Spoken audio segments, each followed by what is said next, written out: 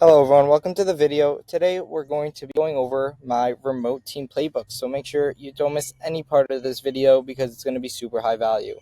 Sorry, I don't have my camera on right now. I'm outside and the lighting was just horrible.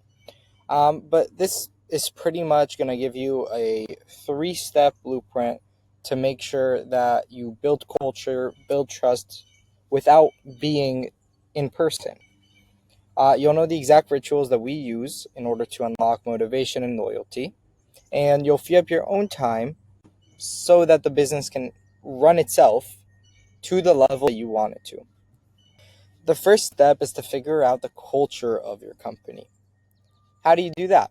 You have to figure out the culture of yourself. What are your values? What do you believe in? How can you show up every day to show others that they should be able to do the same? So we have a 3-question framework.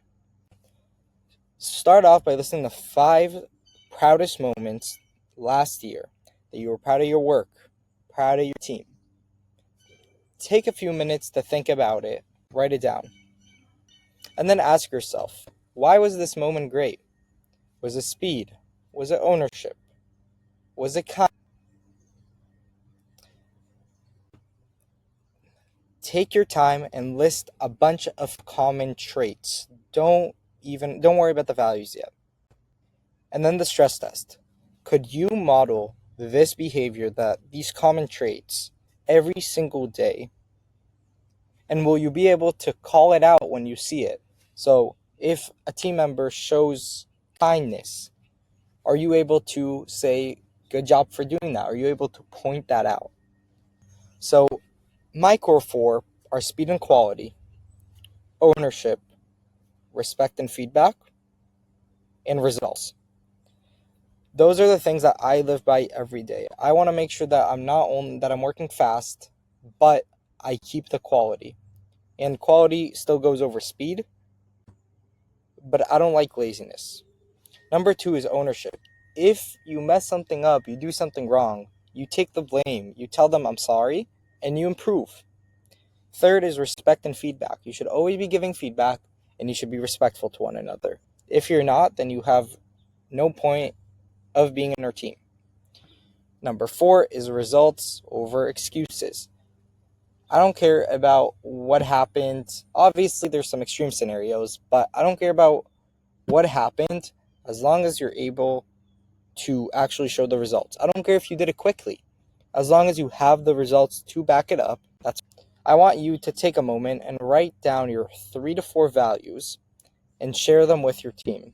This is something that you're not just going to share with your team now, but you're going to keep bringing it up every single meeting. These are the core 4. These are the core 4. These are the core 4, so that they end up living by those values. This is the 5 essential remote roles. This is going to be kind of the hiring ladder of, depending on where you are in business, you'll need to hire different types of people. So you start off with an admin VA. This is a VA that if you're running a business, you should probably have it. If you're running a profitable business, you should definitely have it. It's someone who's going to buy back your inbox, buy back your calendar. You don't want to do this. It's not worth your time. They do it for you. You don't want to book a restaurant. You don't want to buy something. You don't want to buy groceries. They are your personal assistant. They are your admin VA. And not only that, but they help with business. You have a call that you have to take, but you don't know when to take it. They'll figure that out for you. If you get the right one who has the experience, you honestly don't even need to know how to onboard them because they know how to do it themselves. They put themselves in your life and make your life easier. And if that's something you need, feel free to reach out or look at us at tryswiftassist.com/try-free, and you'll be able to get a free 7-day trial for using an admin VA, any type of, and again, you don't have to pay until after the first 7 days anyways. Number 2 is a delivery specialist. Doesn't have to be a specialist, whatever, but someone to deliver your service. Whether you are delivering a service or delivering a product, you need a supplier. You need someone to give that service to the client so that you aren't held back by your own skill. If you're an editing agency and you have to do all the editing yourself, you're never going to grow. So hire somebody who can deliver for you. Third is a marketer. Hire somebody who's with the money that you have now from delivering, doing all that. Your next bottleneck is going to be marketing. You're going to have to figure out, how can I tell people about my product who know nothing about me? Or how can I find the warm audience in this niche and get them to try us out? So that's not just going to be a great offer, but you're going to have to hire somebody to help you get eyeballs on your product. Don't let ego get in the way. I know you think you can do it, and even if you can, hire somebody for it, because eventually you're not going to be doing that, right? So again, make sure you're finding someone who's amazing and pay them what they're worth. Fourth is someone in sales. So from marketing, you're going to get eyeballs, you're going to get a bunch of people. Now you need someone to close those people, right? You need someone in sales. So you might have to hire SDRs, you might have to hire AEs, whatever it might be. This is when you hire them. After you have the marketer, you get eyeballs, you want to hire someone to close them and sell them. Number 5 is the leadership layer. As you grow your business, eventually you're going to get the entire steps figured out. You have an admin VA for your personal life. You have someone to deliver the product. You have somebody to market the product. You have somebody to sell the product. And now you need somebody to lead them.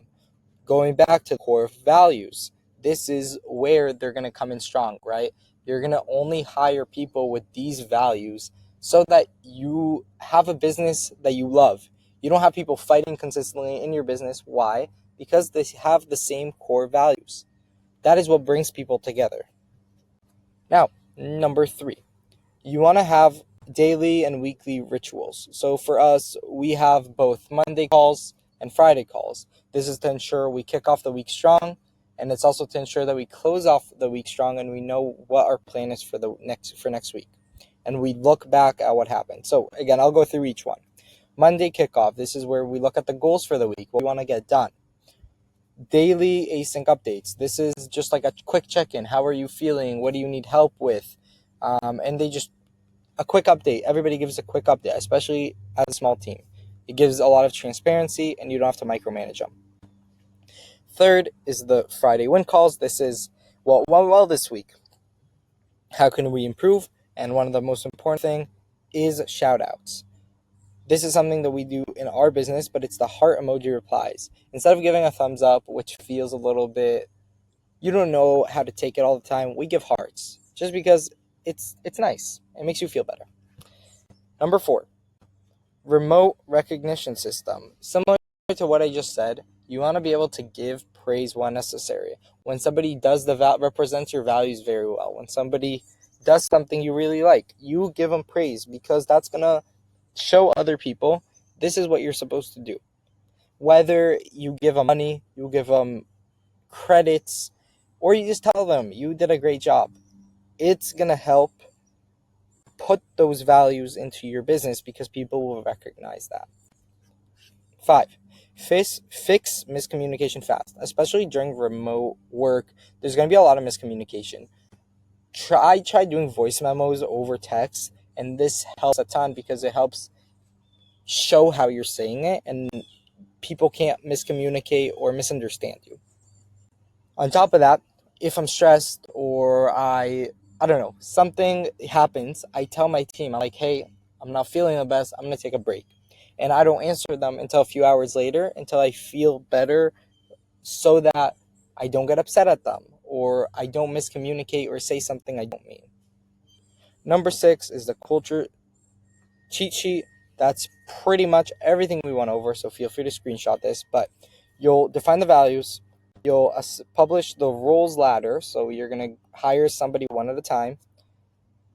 You're going to work on your calls, and you're going to put the calls in your calendar, the Monday and Friday calls. You're going to do async daily updates so that you don't have to micromanage your team. You're going to celebrate the wins weekly. You're going to reward the people who follow the values and who do a good job. And you're going to communicate transparently. That's pretty much everything. So I hope you guys got the promise, right? You got the 3-step blueprint of how to build trust, how to build motivation and loyalty, and how to free up your time as a leader. I hope you guys enjoyed this video, and I will see you on the next one.